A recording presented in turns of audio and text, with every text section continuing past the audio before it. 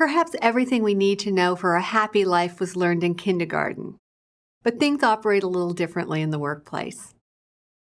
Think for a moment about something you've recently learned at work. Now, think about how you learned it. Chances are that 10 to 20% of you will trace it back to training, a workshop, a webinar, a class, or some other kind of formal learning. The other 80 to 90% of you will trace it back to someone or some experience.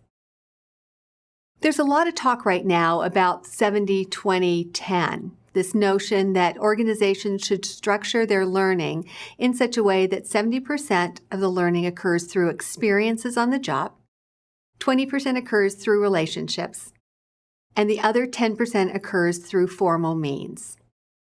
This is how we arrived at our 3 E's: experience, exposure, and education.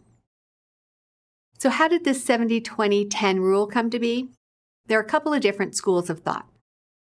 The first is linked to research findings from the Center for Creative Leadership and work done by McCall, Eichinger, and Lombardo back in the 1980s.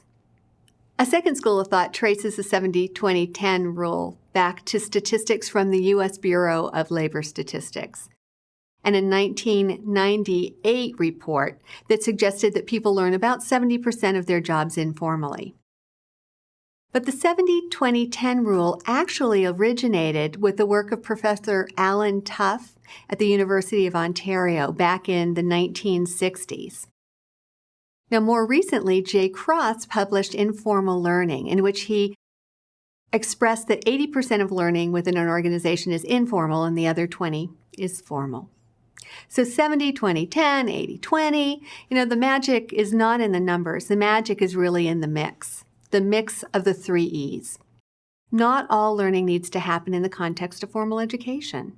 And that is really good news for managers who want to be able to help others grow. Learning isn't an isolated activity carried out far, far away from everyday work world.